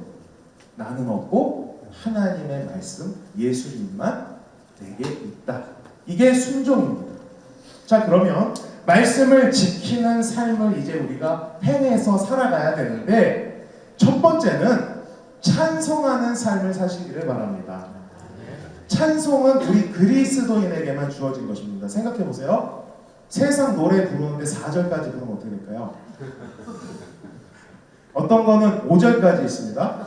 세상 노래 아무리 트로트 좋아도 5절까지 부르면 지겹습니다. 근데 찬송가는 5절까지 부르면 어떠십니까? 아, 지겨우세요? 죄송합니다. 신기하게도 찬송은 4절을 불러도 5절을 불러도 심령이 뜨거워지고 눈시울이 붉어지고, 아멘 할 때까지 하려고요. 마음, 네, 할렐루야. 그리고 두 번째는 어떤 일이 일어나냐면 감사하게 됩니다. 감사는 우리의 생활을, 그리스도인의 생활을 부드럽게 하는 윤활유, 기름과 같은 것입니다. 그래서 임원들께서는 감사의 모범이 되셔야 합니다. 무슨 일이 있어도 감사, 글이 아니 될지라도 감사, 내게 주신 것 감사, 안 주셔도 감사, 그렇게 감사하시는 우리 임원들 되시기를 바랍니다. 마지막 세 번째로는 봉사 헌신을 해야 합니다.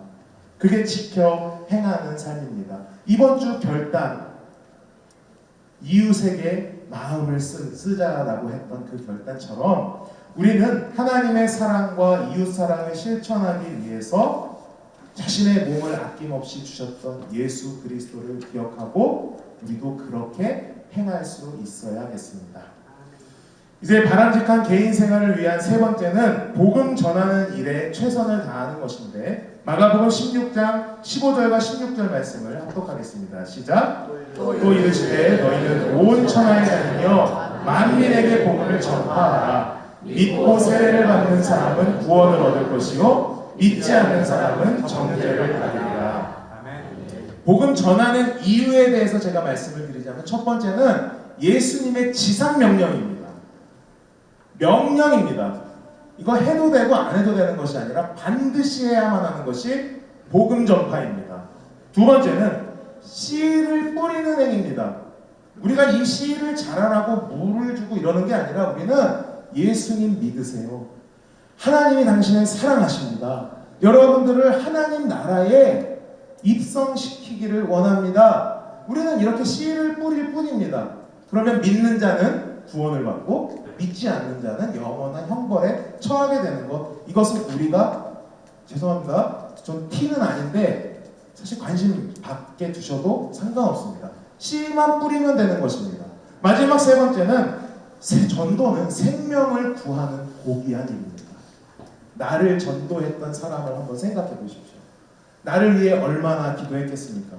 누군가 날 위해 기도한다라고 했는데 얼마나 많은 사람이 나를 위해 도구했겠습니까? 내가 무엇이라고, 내가 누구라고. 우리 교회는 이제 내년에 2024년도에 집중한다고 하는 것이 두 가지가 있는데, 첫 번째는 모이는 것입니다. 두 번째는 전도하는 것입니다. 모이는 것과 전도하는 일에 힘쓰는 것이 이제 2024년도인데, 코로나 때문에 안 좋은 우리의 습관들을 고쳐서 다시 모이기에 힘쓰고 흩어지면 전도하는 것에 힘쓸 예정입니다. 그래서 우리 임원분들께서 힘써 주시기를 부탁드립니다. 자, 저를 따라서 한번 구호를 한번 해보겠습니다. 자, 구호 준비! 역시 우리 임원분들은 임마누엘 그 구호를 아시는군요. 자, 모이면 기도하고 흩어지면 전도하자. 할렐루야. 우리 임원분들께서 모두 전도하는 일에 최선을 다하실 수 있기를 축복합니다. 그럼 전도는 어떻게 해야 되냐? 빚진 자의 마음을 가지고 해야 합니다. 빚을 지면 반드시 갚아야 하는 의무가 있는 것처럼 그리스도인들에게는 복음의 빚을 갚아야 할 의무가 있습니다. 그것이 다른 사람에게 전도를 하는 것입니다. 내 가족에게 먼저 복음을 전하는 것입니다. 두 번째는 소망하는 자세를 가지고 해야 됩니다. 세 번째는 아낌없는 자세로 해야 합니다. 그래서 임원은 반드시 11조 생활도 열심히 하셔야 합니다.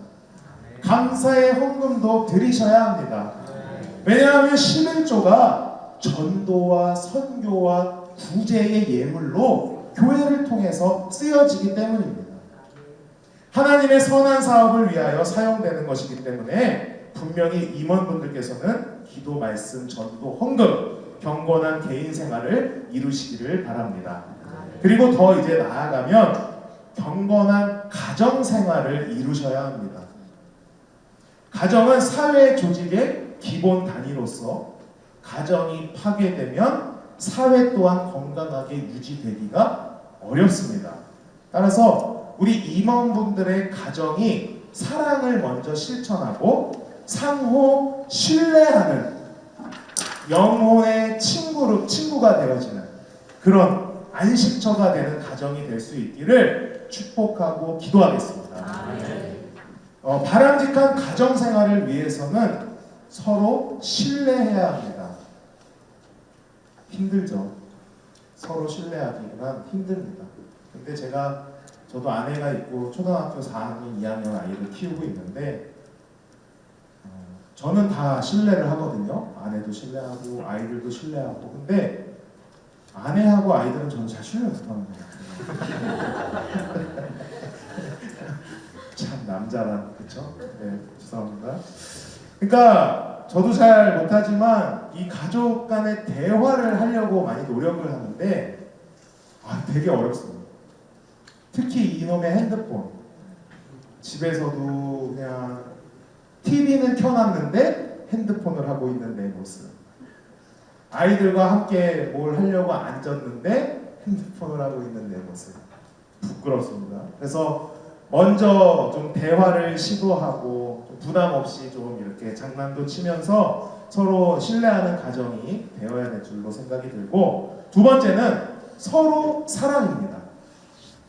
아내와 남편, 자녀들의 허물이 보이죠. 막 잔소리해야 되고 책망해야 될 것들이 보입니다. 그런데 그것을 무례히 하지 않고 좀 예의 있게 좀 부탁하면서, 왜? 서로가 잘 되자고 하는 거 아니겠습니까? 서로 행복하자고 사는 거 아니겠습니까? 그렇기 때문에 서로 사랑으로 연합하는 가정 생활을 하실 수 있기를 축복합니다. 세 번째는 가정에 꿈과 미래가 있어야 합니다. 그쵸? 멈추지 마, 네버 스탑. 꿈과 미래를 가진 가정 생활. 그래서 그 꿈을, 미래를 나 혼자만 생각하면 안 되고 같이 공유할 수 있는, 서로 합의할 수 있는 그런 대화하는 부부, 대화하는 가정이 되시기를 축복합니다. 이처럼 가정생활에 성공을 하기 위해서는요, 하나님 중심으로 사셔야 합니다. 둘째로 가정 예배를 드려야 합니다. 가정 예배를 드리시기 바랍니다. 아멘 안 하실 줄 알았어요. 저도 가정 예배 한번 해보려고 하잖아요. 애들이 너무 싫어요. 그래서 혼자 앉아서 이제 그래도 해보겠다고 식탁에 앉아서 성경 펴고 뭔가를 딱 하려고 하면은 문을 닫아버리더라고요. 초등학교 4학년, 2학년이잖아요. 문 닫아버리고 막 듣기 싫다 그러고 너무 어렵습니다. 그런데 그럴지라도 가정을 제단 삼아서 온 가족이 하나님을 경외하는 자리가 된다면, 그것이 하나님 나라가 된다면 그것이 지상 낙원이 되는 줄 믿습니다. 아멘. 세 번째는 믿음 중심으로 한 가정이 되어야 합니다.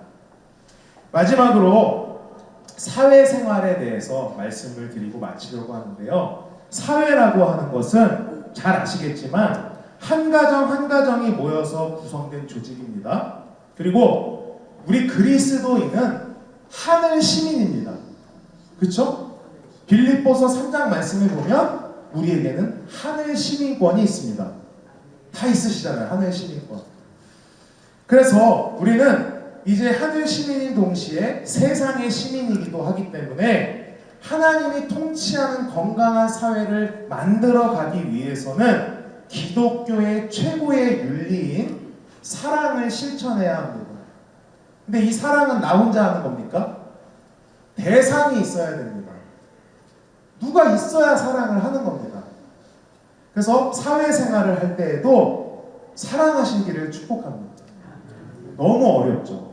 특히 회사를 다니시고 또 사업을 하시고 뭐 누군가는 이제 뭐 영업도 하시고 막 이럴 때 그 사람을 사랑하기란 굉장히 어렵습니다. 때리고 싶을 때가 더 많죠. 막 욕하고 죄송합니다. 욕하고 싶을 때가 더 많죠. 어떻게 사랑합니까? 그런데 우리는 그들을 사랑해야 합니다. 뼈를 깎는 노력이 있어야 됩니다. 죄송합니다. 저는 목사라서 사실 교회 밖을 잘 안 나가다 보니까 좀 부딪힐 일이 많이 적은 생각이 있습니다. 그런데 정말 회사를 다니시고 사업을 하시고 이렇게 밖에서 활동하시는 분들은 정말 힘든 일, 억울한 일, 답답한 일, 정말 짜증나는 일이 많이 있으시더라고요. 그렇지만 그 속에서도 정말 사랑을, 우리 기독교 최고의 윤리인 이 사랑을 작은 일에서부터 하나씩 실천할 수 있기를 부탁드립니다. 그래서 바람직한 사회생활을 위해서는 진실해야 합니다. 이간질이 없어야 됩니다. 믿어줘야 합니다. 성실해야 합니다. 두 번째는 책임감이 있어야 합니다. 한 사회의 구성원으로서 이 사회를 통치하는 분이 하나님이라고 믿고 이 땅에서 하나님 나라가 실현될 수 있는 것을 믿고 나의 책임과 사명을 다하는 겁니다. 누가 뭐라 그래도 하나님과 나와 1대1 관계 속에서 이 일을 실천하는 겁니다. 세 번째로는 아까도 말씀드렸지만 모범이 되어야 합니다. 임원이시라면 모든 생활에서, 그러니까 직장에서도 가정에서도 이웃에게서도 모범이 되어야 하는데, 쉬운 일은 내가 하고 어려운 일을 남에게 맡기면 모범이 될까요? 좀 하기 싫은 일을 내가 먼저 하고 쉬운 일은 다른 이에게 좀 돌려주면 그게 가장 좋은 모범이지 않을까 생각하게 되었습니다. 그래서 임원의 사회생활은 희생이 동반되어야 한다. 무슨 일이든지 주님을 섬기듯 나보다 그 사람을 좋게 여기고 낮게 여길 수 있어야 한다는 것입니다. 그래서 가장 그것이 뭐 작은 일이라고 생각이 되어질 수 있지만 가장 힘든 일이라고 저는 생각이 되어지고, 그것이 그 희생이 우리에게 동반될 때에 하나님 나라가 내 안에서 펼쳐지게 된다라고 믿어집니다. 그러니까 내가 해야 한다는 책임의식을 가지시기를 축복합니다. 저거는 내가 하지 않으면 안 되는 거야 라고 생각하시기를 축복합니다. 우리의 교만한 마음을 버릴 수 있기를 바랍니다. 이처럼 교회의 임원으로서 세상의 빛과 소금의 역할을 감당하라고 부르심을 받은 여러분들을 축복하고, 여러분들은 영적 전쟁의 선봉군입니다. 선봉군이란 전쟁이 일어나면 먼저 그 전투에 뛰어들어가는 낙하산 부대를 얘기합니다. 그래서 그리스도 예수님의 손과 발이 되어주셔서 하나님의 거룩하고 신실한 일꾼들로 임원의 생활을 해나가실 수 있기를 축복합니다. 그럼 한번 같이 읽어볼까요? 시작! 주님의 손과 발이 되어 신실한 일꾼으로 쓰임받으시는 하나님의 신참 임원이 되시기 바랍니다. 할렐루야! 네, 반갑습니다. 이번에 2024년도에 이렇게 직분 맡으시고 더 헌신하시기로 다짐하셔서 담임 목사로 정말 감사하고, 그리고 보면 이제 수세 목사가, 세례를 준 목사가 담임 목사인 분들도 있고, 또 집사 임명받을 때 집사 임명한 사람이 또 담임 목사인 경우도 있고, 그래서 굉장히 좀 마음이 뿌듯하더라고요. 감사하고, 우리 교회에서 잘 성장하셔서 믿음도 성장하시고 그래서 하나님이 이끄시는 그런 또 아름다운 나라에 우리가 들어가기를 간절히 소망하면서 여러분들은 여러분 스스로는 어떻게 여기실지 모르겠지만 교회에 좀 엄격한 어떤 심사 기준에 따라서 이분들은 교회에 이제 함께 임원의 직분을 감당하면서 교회의 작은 기둥으로 또 큰 기둥으로 세움 받기에 합당하다. 그래서 여러분들이 추천이 되고 또 이 직분을 감당하게 되셨습니다. 너무너무 감사하고 담임 목사 입장으로는 이렇게 결심하고 결단하시는 분들이 계시기 때문에 이제 교회가 또 성장하고 든든하게 서가는 것을 이렇게 믿습니다. 개중에 보면은 좀 오랫동안 진작에 직분 받으셔야 되는데 근데 지금 받으시는구나 그런 분들도 있었지만 아마 다 나름대로의 어떤 계획과 또 상황들이 있으셔서 그래서 이 직분을 멀리하는 게 아니라 내가 지금 받는 것보다 조금 더 열심히 할 수 있을 때 받아야겠다 이런 마음을 좀 늦게 받으신 분들이 있어서 그런 상황들도 이제 다 이해하고 또 하나님 앞에 감사합니다. 그 임원이라는 자리가 어떤 자리냐면 우리가 그동안은 사랑을 받는 그런 자리였다면 이제 앞으로는 우리가 누군가를 사랑하고 케어해야 하는 그런 자리로 이렇게 자리를 좀 옮겨야 하는 그런 위치라고 할 수 있습니다. 제가 임원교육 때 늘 이 말씀을 드리는데 저희 집에 강아지가 2마리를 키웠어요. 개 2마리를 키웠는데 한 마리는 요크샤라고 요만한 강아지예요. 얘가 한 1.4kg, 1.5kg 그 정도 돼요. 진짜 2분 조금 넘어요. 뭐 요만한 게 보면은 얘는 다른 개들을 싫어해요. 자기가 인간인 줄 알고 사람 먹는 거 막 먹고 싶어하고 또 사람 잘 때 같이 자고 싶어하고 개 키우시는 분들 아시죠? 무슨 느낌인지 알죠? 네.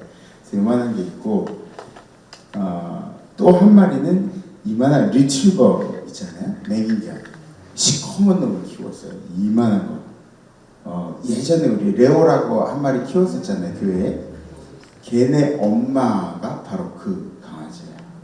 그래서 지금 뭐 키울 수가 없어서 저쪽 이제 시골에 보냈는데 거기서 까만 놈한테 새끼를 낳는데 보니까 그 레오가 하얀 놈이 온 거예요. 뭐 너무 이쁨 받고 교회에서도 너무 이뻐해줘가지고 그냥 바자회 때 카스테라를 바자회 하니까 카스테라를 하나를 다 던져주고 막 그러는 거예요. 그래서 얘가 이렇게 먹다가 이제 병나겠다 그래서 다시 시골로 보냈는데 우리 교회에서는 한 2년 정도 키웠죠. 그러면서 걔네 엄마를 저희 집에서 키웠는데 도저히 얘는 털도 빠지고 활동량이 많아서 집에서 안 되겠다 그러고 시골을 보냈습니다. 근데 이 작은 놈, 얘 이름이 효명이에요. 효명이. 그래서 사람 이름 같은데 왜 효명이냐면 저희 첫째가 해명이고 둘째가 주명이에요. 그러니까 애들한테 얘 이름을 뭐라고 지을까 했더니 가족이니까 명자 들림을 하자. 효명이라고 진짜 효명이라고 지어서 효명아. 지금은 이제 나이가 한 16년 되다 보니까 앞은 안 보여요. 앞은 안 보이고 냄새로 감각으로 다니는데 만약에 관절이 안 좋으면은 그 개는 좀 일찍 보내요. 왜냐하면 관절이 안 좋은 개는 안 되니까. 근데 관절이 너무 좋아요. 식욕도 너무 좋고. 그래가지고 앞만 안 보이고 그리고 이제 키우고 있어요. 그러니까 아이들 사랑도 굉장히 많이 받고 그러는데 근데 얘가 한 2년 정도 됐을 때 제가 어떤 생각을 했냐면 암컷이 그냥 새끼를 안 낳고 그러고 그냥 지나가면은 그것도 이제 건강에 안 좋을 수도 있고 또 그게 이제 자연의 어떤 사이클이면은 그럼 새끼를 한번 낳게 하자. 그리고 새끼 낳는 것도 우리 아이들에게 보여주고, 그리고 우리가 그 새끼 되게 잘 보살펴주고, 이제 그렇게 하자 그러고 이제 교배를 시켰어요. 교배를 시키고 걔는 그렇게 오래 걸리지 않아요. 한 3개월이면 나요. 그 새끼를 이제 낳는데 이제 해명이도 주명이도 그때 이제 어렸으니까 아빠 새끼를 낳을 때 나를 꼭 깨워줘. 그리고 둘 다 이제 잤어요. 그래서 새벽에 새끼를 낳는데 제 해명이는 깨우니까 얼른 일어나가지고 오는데 주명이는 야 새끼 낳아. 먼저 나. 그래서 걔는 자고 이제 새끼를 낳는데 보니까 여러분들 강아지 새끼 낳을 때 보셨어요? 새끼 낳을 때가 되면 자리를 골라요. 자리를 이렇게 잘 골라요. 그래서 이렇게 요가 깔려 있는데 거기를 팍팍팍 긁어요. 긁기 시작해요.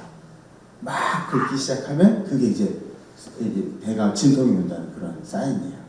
이렇게 하고 긁다가 이게 또아리를 딱 들고 그 다음에 이제 힘을 주기 시작해요.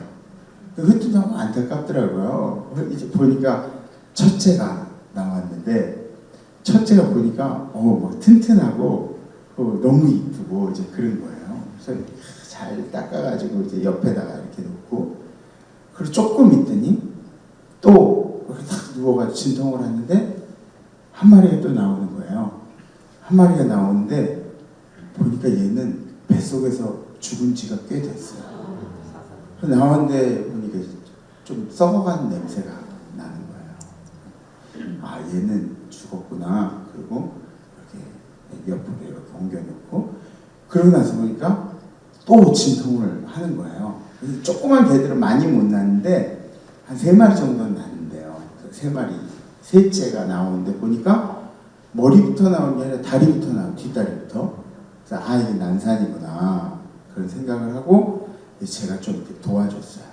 나올 수 있도록 도와주고 그러고 나서 거꾸로 나오다 보니까 양술 좀 먹은 것 같아요. 그래서 숨을 안 쉬더라고요.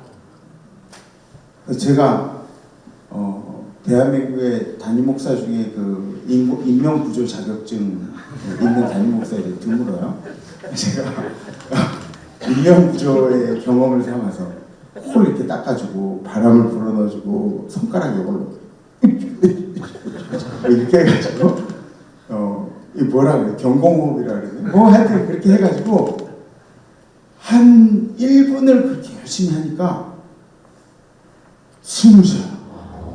야, 저 그때 깜짝 놀랐어요. 야, 진짜 하나님 우리 노력을 보시는구나 뭐 이렇게 생각하고 그러고 나서 이제 걔를 보니까 숨을 한참 안 쉬다가 그렇게 한 1분 넘게 하니까 뭐 이렇게 숨을 쉬는데 얼마나 막 기쁜지 몰라요. 그래서 이 2마리를 이제 키우게 됐어요.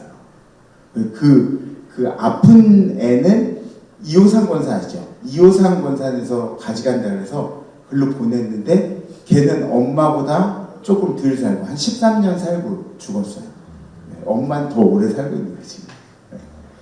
근데 하여튼 그 아이 둘을 이제 효명이가 키우는데 저는 정말 깜짝 놀랐어요. 물론 우리 사람들의 어떤 모성애도 굉장히 큰데 이 동물들의 모성애는 언제까지냐면 얘들이 젖을 떼고 성견이 됐을 때는 이 동물들은 모성애가 사라진대요. 그때부터는 생존의 어떤 동역자든지 아니면은 반대 적이든지 뭐 이렇게 변한대요. 그래서 개들은 이제 뭐 수컷이 자라서 엄마랑 교배해서 새끼도 낳고 뭐 그래 그게 가능한 거예요. 네. 모성애라는 게 없기 때문에. 그래서 이 아이들을 키우는데 보니까 시간만 되면 아침에 일어나면 들어가서 박스 안에 들어가서 다 핥아줘가지고 생식기들 다 핥아줘서 오줌 싸게 하고 똥 싸게 하고 또 지저분하니까 다 핥아가지고 없애고 그리고 얼굴 막 핥아주고 또 젖 이렇게 물리는데 진짜 한 2개월 정도 돼서는 젖꼭지가 이렇게 떨어질 것 같은데 그런데 전 물리더라고요. 네. 그리고 또 나왔다가 이렇게 돌아다니다가 왜냐하면 가까이 있으면 계속 젖만 무니까 이렇게 있다가 또 들어가서 젖 물리고 또 계속 닦아주고 핥아주고 막 이렇게. 예. 그래서 제가 그때 느낀 게 뭐냐면 신앙인들이 성장한다는 게 뭔가 어쩌면은 이런 동물들을 보면서 우리가 섬긴다는 이야기, 또 케어를 한다는 이야기, 이런 것들을 좀 배울 필요가 있겠구나. 그래서 아마 앞으로는 여러분들이 뭔가의 책임을 맡고 이렇게 일하는 경우도 있을 텐데 아마 그것 때문에 마음 아픈 경우도 이제 생길 수도 있어요. 교회는 교회에서 도망가고 교회에서 나가는 경우는 하나님 때문에 나가는 경우 한 명도 없대요. 옆에 김집사 때문에 나가. 신집사 때문에 나가. 농담입니다. 누구 때문에, 김권사 때문에 나가.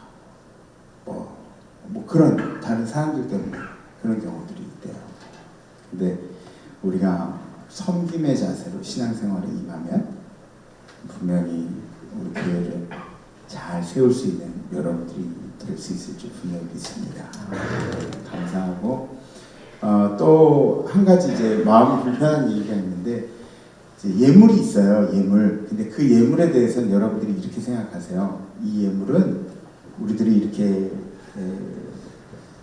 어떤 시기가 될 때 그때 우리의 정성을 모아서 교회에 어떤 기념품이라도 이렇게 해놓고 목돈 들어가는 것도 해놓고 이런 충성심으로 우리가 선물하자 그런 마음으로 그렇게 물론 여러분들 권사님들도 그렇고 집사님들도 그렇고 예물이 많이 그렇게 부담이 되지만 장로님들은 대단해요. 장로님들. 네. 그래서 장로님들 같은 경우에는 미리 제가 장로가 돼서 임마누엘 교회에 힘쓰겠습니다 하시는 분들 아니면은 사실은 선뜻 네라고 얘기를 하기 힘들더라고요. 근데 여러분들이 예물 이렇게 드리시는 거에 대해서 부정적인 마음보다는 내가 교회를 위해서 뭔가 해야겠다 이런 마음으로 예물하시면 되고 그리고 이제 그런 분들도 있어요. 전 예물 때문에 교회가 돈 내고 직분 받는 데인가요? 전 예물 때문에 안 합니다. 그러면 안 하시면 돼요. 그냥 편안하게. 안 받고 그냥 안 하면 돼요. 네. 그냥 그게 천국 가는 기준이 되거나 그러진 않아요. 근데 그런 물질의 어떤 산을 넘지를 못하면 그럼 예물 안 내고 안 하고 또 그것 때문에 직분 감당을 못할 것 같으면은 그게 직분보다 더 무거운 그런 짐이 된다면 안 해도 돼요. 안 해도 돼요. 네. 그거 하지 말고 편하게 재밌게 신앙생활 하세요. 그렇게 제가 말씀드리는데 여러분들은 예물에 대해서 마음 무겁게 생각하지 마시고 그 예물은 우리가 매년 하는 것도 아니고 그리고 매달 하는 것도 아니고 여러분들이 직분으로 헌신을 감당해야겠다 그렇게 생각할 때 내가 이 직분을 받음으로 하나님께 감사하고 또 교회에 내가 뭔가 나의 흔적을 남기겠노라 하는 그런 일들이라고 여러분들이 생각하시고 그 예물 한 번에 다 못하시는 분들도 있어요. 경제적인 상황 때문에 그런 분들이 이제 나눠가지고 이렇게 하시면 되고요. 너무 저는 10년 동안 그 예물 하겠습니다. 이러면 좀 안 돼요. 그러면 좀 의미가 생각하시고 그렇게 마음 쓰셔서 예물 감당 잘 하시고 마음 불편한 그런 신앙생활 말고 행복한 신앙생활, 즐거운 신앙생활 그걸로 하나님께 영광 돌리시기를 주님의 이름으로 축복합니다. 그래요. 혹시 임원된 일에 있어서 내가 질문할 게 있다 아니면 좀 궁금한 게 있다 그런 거 있으시면 지금 질문하셔도 될 것 같아요. 이렇게 보니까 제가 진짜 한 분 한 분 다 알 것 같아요. 너무 좋은데요?